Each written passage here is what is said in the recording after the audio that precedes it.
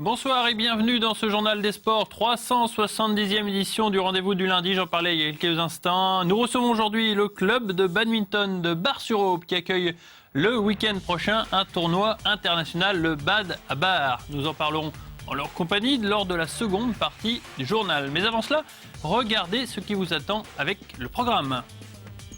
Du football avec l'ultime épreuve avant les vacances, la Coupe de l'Aube. On joue les tout derniers matchs et justement vendredi se jouait la deuxième demi-finale entre les municipaux de Troyes et Saint-Germain. Troisième édition du trail de la Croix de Fer. Dimanche au Plessis-Mériot, deux courses étaient proposées, le 12 et le 21 km en plein cœur du Nogentais et de la vallée de la Seine. Et puis restons dans le bucolique avec l'organisation samedi après-midi du tournoi de handball sur gazon par le club de Sainte-Maure. À cette occasion, le club maurassien renouait avec une certaine tradition. Voilà pour le programme. On attaque donc par du football avec vendredi au complexe de Foissy la deuxième demi-finale de Coupe de l'Aube qui mettait aux prises les municipaux de Troyes, formation de DHR, et l'équipe surprise de cette compétition, Saint-Germain, évoluant en deuxième série. L'AFM Romilly étant déjà qualifiée pour la finale de dimanche prochain, il était logique de penser que les municipaux seraient leurs adversaires. Il faut toujours... je vais pas y arriver, mais il faut toujours se méfier du petit poussé, Une demi-finale mettant aux prises deux belles équipes pratiquant un excellent football, même si la première occasion met du temps à arriver, puisque c'est seulement à la 13e minute que les Troyens se montrent dangereux avec Champenois. Cela ne les empêche pas d'ouvrir le score sur leur deuxième occasion sur cette tête de Tambanou à la 22e minute. Les ardeurs de Saint-Germain ne sont pas stoppées pour autant et il faut toute la vigilance de Garrick pour ne pas égaliser. Malgré plusieurs tentatives troyennes devant la cage germinoise, le score reste à 1-0 à la mi-temps. Saint-Germain revient des vestiaires en changeant deux joueurs et c'est payant puisque 5 minutes après le repos, c'est justement un nouvel entrant, Gibier, qui marque sur coup franc. Tout est à refaire pour les municipaux. C'était prévu comme ça, on avait dit qu'on changerait nos deux joueurs à la mi-temps pour justement garder des joueurs frais qui auront plus de temps de jeu dimanche. Parce qu'il y aura un match qui, je pense, moins physique, mais où la qualité primera. Saint-Germain continue sur sa lancée, ils sont même proches de prendre l'avantage, mais ils gâchent un 4 contre 1 à la 56e minute ou but sur Garrick à la 75e minute. Les Germinois seront finalement victimes de la faiblesse de leur gardien, fusillé à la 78e minute sur cette frappe de Champenois et impuissant sur la frappe de peloton et sur ce coup franc de Kellil repris victorieusement par un coéquipier.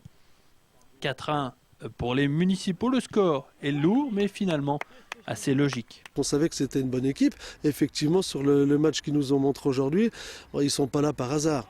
Donc c'est vrai que, nous, comme on disait, on a fait le métier, mais heureusement qu'on a abordé ce match sérieusement, sinon on aurait pu passer à la trappe parce qu'on a trop en face de nous des garçons combatifs, bien organisés. Et c'est un match qui s'est déroulé dans un bon état d'esprit, avec un bon arbitrage dans l'esprit. Donc je pense qu'on peut dire que c'est un bon match de Coupe de l'Aube. Vainqueurs en 2001, 2005 et 2009, les municipaux ne tiendront pourtant pas le rôle de favoris dimanche prochain. En effet, l'AFMR de Romilly reste l'équipe à battre cette saison.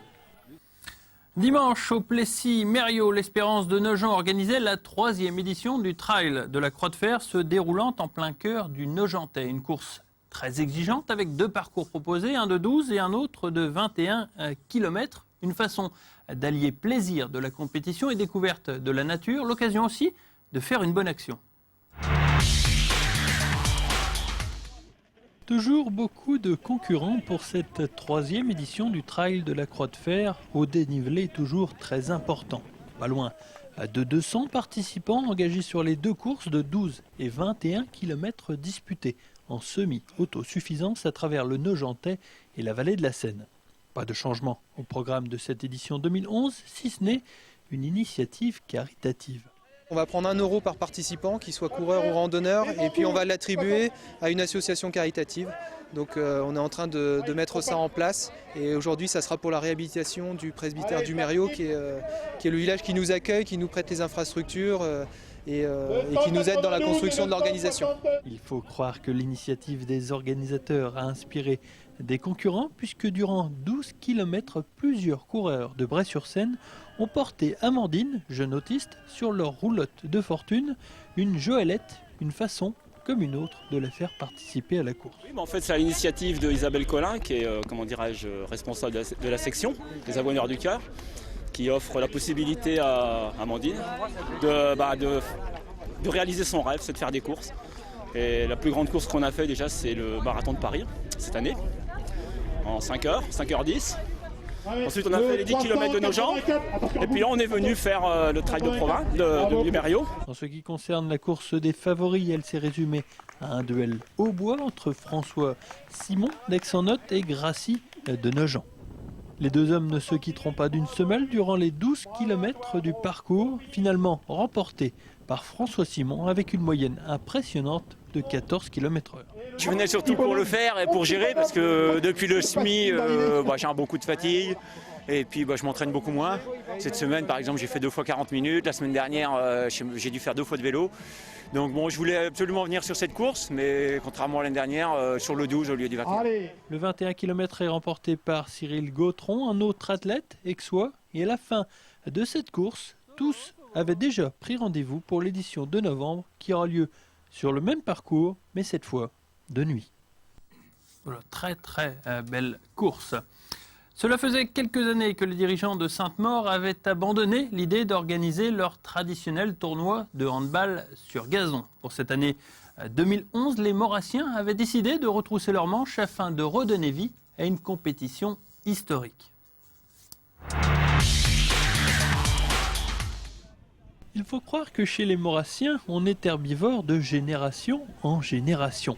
Car le tournoi de handball sur gazon, cela ne date pas d'hier. Normal que l'on continue alors de perpétuer la tradition et donc de continuer à avoir la main verte.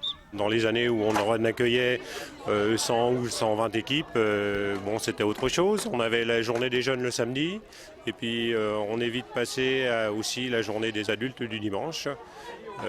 On n'a pas atteint encore cette année cette dimension, mais je pense que ça va pas tarder à venir. On va redémarrer les choses. Il y a plein de jeunes qui participent, des équipes de garçons, des équipes de filles qui sont présents, donc c'est des choses qui se passent bien, là, c'est sympa. L'organisation maurassienne aura rassemblé beaucoup de handballeurs venus d'un peu partout du Grand Quart Nord-Est.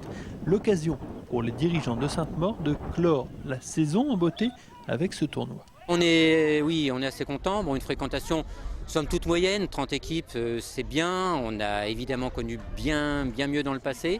Et l'objectif, c'était de relancer cette année. L'année prochaine, c'est les 30 ans du club. Et pour les 30 ans, le club voudrait réussir vraiment un gros tournoi jeune. On met l'objectif entre 80 et 100 équipes participantes. Pratiquer le handball sur la verte pelouse du stade de Sainte-Maure n'a en tout cas pas rebuté les habitués du parquet ou du tartan. À dire vrai, ils sont beaucoup à fréquenter ce genre de compétition de fin de saison.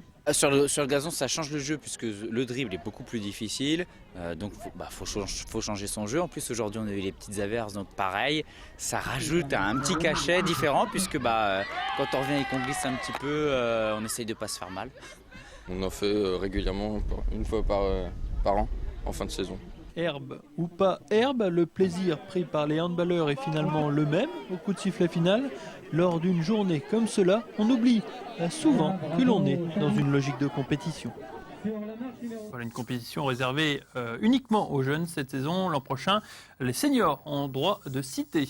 La semaine dernière, du côté d'Arcachon, Julien L'Enfant a réussi une belle performance en s'octroyant une belle deuxième place au championnat de France pompier de golf. À presque 30 ans, le sapeur troyen n'entend pas en rester là. Reportage.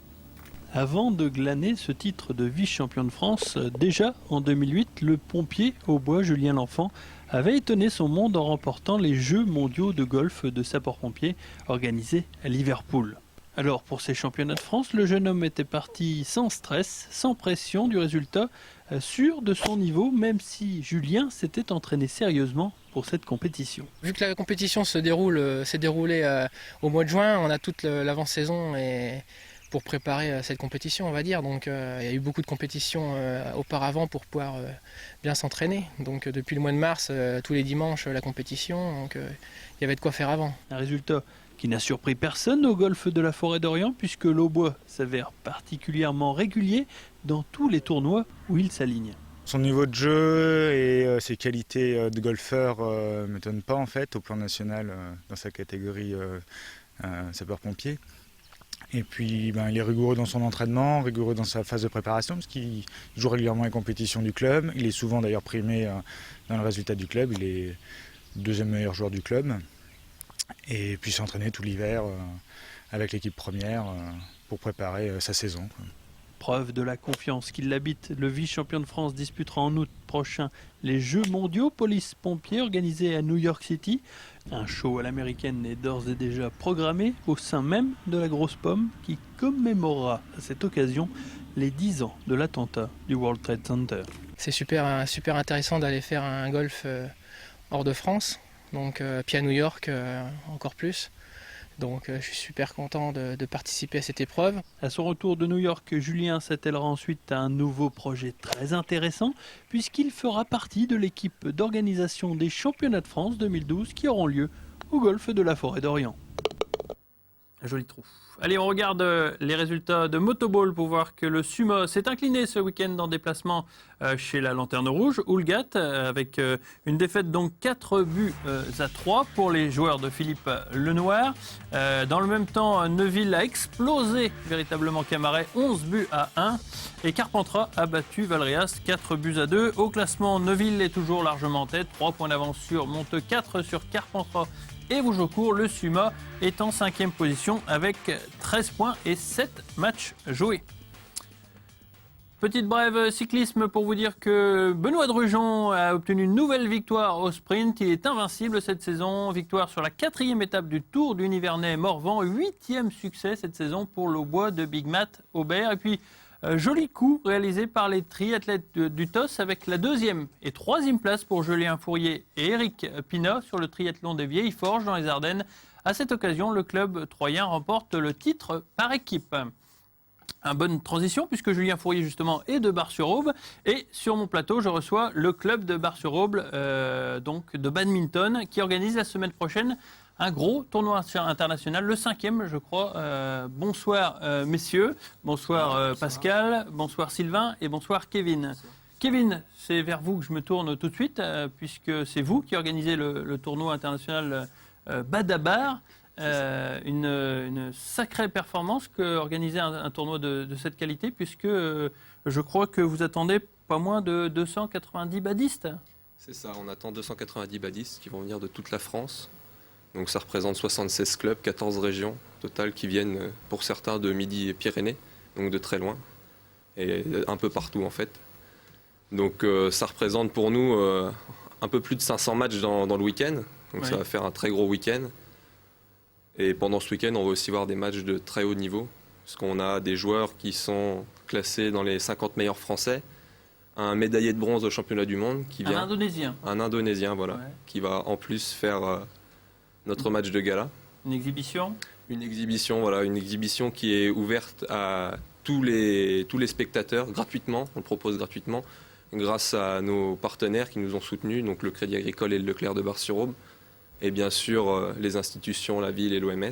Qui vous soutiennent. Qui nous soutiennent et qui nous ont permis d'organiser cette année vraiment un très très gros tournoi, donc avec beaucoup de participants et de mettre en place une partie très festive. Alors c'est la 2e année que vous avez l'appellation internationale, je crois. C'est la 2e année, oui. Ouais.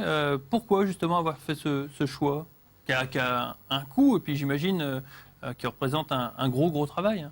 Ça représente un gros travail, mais c'était surtout, on considérait que Bar-sur-Aube se trouvait assez proche des frontières allemandes, suisses et belges. Donc, puisqu'on allait chercher des joueurs jusqu'en Midi-Pyrénées, pourquoi ne pas aller les chercher chez nos pays voisins? Ouais. Donc, l'année dernière, déjà, quelques étrangers s'étaient inscrits au tournoi. Et cette année, donc, on va voir venir ce qu'on appelle des joueurs assimilés, donc des joueurs qui évoluent dans le championnat français, mais qui sont étrangers. D'accord. Et bien sûr, notre champion indonésien. Avec de très bons classements. Avec de très bons classements, oui. J'imagine que sur samedi et sur dimanche, vous allez voir défiler beaucoup de matchs, 14 terrains pour accueillir tous ces gens. 14 terrains sur à partir de samedi, 8h, ça va carburer au Pré-Sec de Bar-sur-Aube. C'est ça, ça va carburer. Parce qu'on va falloir tenir des délais pour qu'on puisse présenter notre match de gala à temps. Ouais. Donc ça va être notre objectif. On a voulu accueillir beaucoup de monde. Et notre objectif durant ce week-end, ça va être de tenir le délai, horaires. que tout se passe. Alors samedi, les matchs de poule à partir de 8h le matin. C'est ça. Normalement, je dis bien normalement, le match de gala aux alentours de 20h, 20h30. 20h30, début du match de gala. Oui. D'accord. Le dimanche, les phases finales. Voilà. Jusqu'à environ 17h. C'est ça. D'accord. Avec peut-être probablement notre ami indonésien en finale. On verra bien. En pronostic, ce sera la surprise. On peut avoir le risque.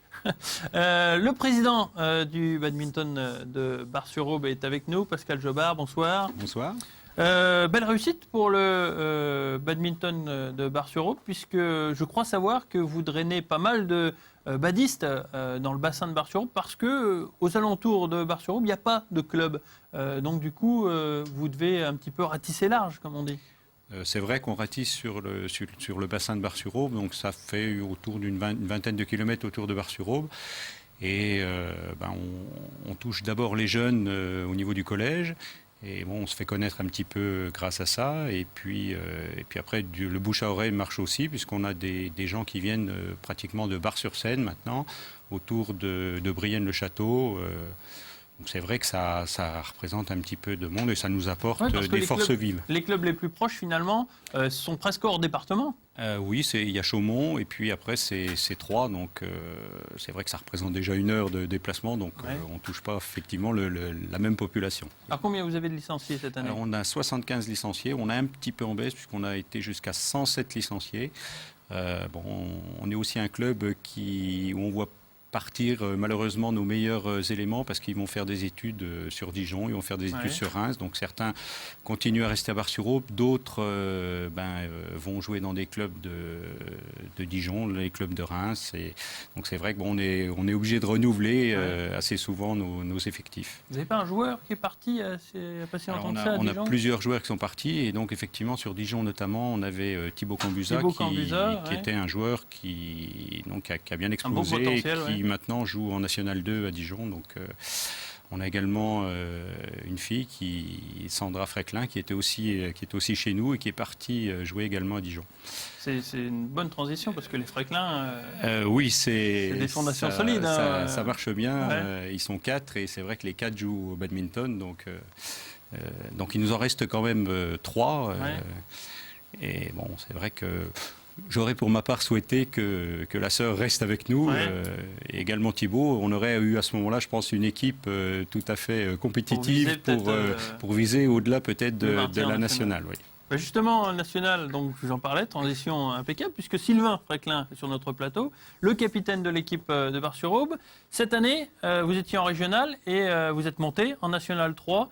Vous avez fini 2e du championnat régional. Heureusement, le premier, c'est une réserve, donc il ne pouvait pas monter en National 3. Donc, vous avez saisi l'occasion, vous montez en National 3 la saison prochaine. J'imagine que ça a dû faire plaisir à tous les licenciés, à toute l'équipe qui est montée. C'est sûr que ça nous a fait plaisir. C'était un objectif en début d'année. Il y a 2 ans, on était déjà en National 3. On est malheureusement descendu. Bon, c'était l'objectif fixé et on l'a atteint. Tout le monde est content d'avoir réussi à obtenir ce billet pour la montée. Et pourquoi on n'a pas gardé Sandra Fréclin alors? C'est problème d'études. Bar-sur-Aube est une petite ville, les étudiants partent souvent et ça a toujours marché plus ou moins comme ça. Il y a des cycles arrivés à un certain moment, les joueurs quittent le club, d'autres restent. Donc l'an dernier, il y a 3 ans, il me semble que c'était 2008-2009, vous avez fait une incursion dans le championnat de France de National 3. Vous ne vous êtes pas maintenu, le championnat était très dur. Qu'est-ce que ça va être le mot d'ordre pour essayer de se maintenir? Comment vous allez faire? Je pense que tout d'abord, la première expérience, elle va nous apporter beaucoup l'année prochaine. Ensuite, on a un groupe qui a très peu évolué. C'est beaucoup de jeunes, donc ils ont 2 ans d'expérience en plus dans les tournois autres. On va tous les citer d'ailleurs. Clara Millet, Sylvain Fréclin, donc Cédric Fréclin, Simon Fortin, Patrick Buis, Pauline Brahms, Delphine Buis et Mélanie Mougeot. Voilà, c'est dit, comme ça on ne les a pas oubliés. Les 8 qui ont participé à l'aventure. Voilà. Donc eux, ce sera exactement les mêmes l'an prochain. C'est la même équipe, mis à part une recrue qui a déjà signé chez nous pour l'année prochaine. Est-ce qu'on peut avoir son nom? Fanny Lambert. Fanny Lambert, qui était du PL3, je crois. C'est ça. D'accord. Et qui appartenait au groupe de National 3 depuis de nombreuses années. Voilà, donc elle signe chez nous pour venir renforcer notre équipe. Donc c'est une bonne chose parce que, comme je le disais, on est beaucoup de jeunes, donc on s'appuie beaucoup aussi sur les gens l'expérience. d'expérience, ouais. Notamment Patrick Buis qui est chez nous depuis maintenant 3 ans et qui Un nous a ancien fait du PL3 aussi. également, mais qui nous a fait beaucoup de bien et on compte beaucoup aussi sur l'expérience de Fanny pour apprendre. Alors je crois savoir que la poule de badminton est déjà connue. Hein. Évidemment, vous êtes dans la poule du PL3, comme il y a 3 ans. Vous avez vu un petit peu, je crois qu'elle n'a pas beaucoup changé. C'est la poule du PL3 de l'an dernier. Non, c'est pas la poule du PL3 de l'année précédente, mais c'est une poule qui a déjà été à peu de choses près existante. Alors moi, je pense qu'on peut se maintenir. Ça va être l'objectif. Il faut jouer et puis on verra, quoi.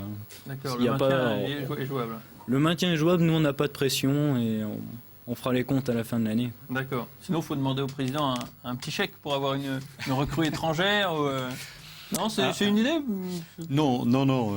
C'est vrai que ça se pratique de plus en plus dans le badminton, mais vraiment à plus haut niveau, notamment au niveau élite, au niveau N1, N2, au niveau N3. Je suis pas sûr que nous ayons les finances pour ça. C'est vrai que nos finances passent surtout dans la formation des jeunes, et notamment de notre école de badminton qui est labellisée par la Fédération française. Et donc, j'allais dire, on met un gros effort financier sur les jeunes, sur les stages, sur la participation au tournoi. Donc, la réussite doit se faire par les joueurs formés localement. C'est clair que nous, notre réussite, elle ne peut passer que par là. Et vous n'avez pas le choix de toute façon. On n'a pas le choix. Allez, on fait une dernière parenthèse avec le tournoi donc international de Bar-sur-Aube, organisé les 25 et 26 juin. Kevin, le BAD à Bar. Donc, à partir du 25 juin à 8h, c'est pour les leftos quand même. Donc, si on veut assister au match, c'est au COSEC de Bar-sur-Aube. C'est au COSEC de Bar-sur-Aube. Donc toute la journée, tout le week-end, et bien sûr le match de gala à 20h30 au COSEC de Bar-sur-Aube. Par contre, il n'y a plus de place, c'est plus possible de s'inscrire. Hein. Pour le tournoi, c'est plus possible. D'accord. Et si on veut s'inscrire au club, comment on fait ? Faut venir sur place et il y a un site internet aussi, je crois, quand on a fait défiler l'adresse. Je l'avais quelque part, mais enfin bon, si on veut s'inscrire, on peut aller sur le site. Sur le site, par téléphone. Ça, il n'y a pas de problème, vous prenez des licenciés, il n'y a pas de souci. Voilà, c'est fait. bcb10.fr, là, il n'y a pas de souci, vous accueillez toujours des licenciés, vous avez des créneaux. On a des créneaux du mardi au dimanche. Du mardi au dimanche, donc il n'y a pas de souci. Le dimanche matin, le dimanche après-midi, samedi matin, samedi après-midi, et les soirs du mardi au vendredi. Donc il n'y a pas de problème, on a de la place. C'est bien, le président il a bien répété, c'est parfait. Voilà. Bonne chance messieurs en tout cas pour l'organisation du tournoi international de badminton qui se dispute, je rappelle, samedi pour les poules et dimanche pour les phases finales. Venez nombreux pour encourager donc les meilleurs badistes, j'allais dire une bêtise, avec notamment notre ami indonésien qui est donc 3e au championnat du monde. 3e au championnat du monde. 1998 je crois, il me semble. Ça. Voilà, j'ai bien révisé. Allez, on regarde maintenant l'agenda du week-end sportif qui se profile donc la semaine prochaine avec le Sumo qui joue à domicile face à Vougeaucourt. C'est du motoball évidemment à 19h30 au stade Gaston Arboin. Et puis enfin pour terminer, le Raid des Cadoles en VTT, toujours très prisé par les amateurs du genre, dimanche à 8h à partir des Soies cette fois-ci. Et puis petite parenthèse, la Coupe de l'Aube, la finale de la Coupe de l'Aube se jouera, je dis bien, peut-être au stade Vigenel dimanche à 15h. Il reste encore à préciser l'horaire et le lieu. Voilà, c'est la fin de ce journal. Je vous remercie d'être resté en notre compagnie. Je vous donne rendez-vous la semaine prochaine pour un autre journal des sports. À très bientôt.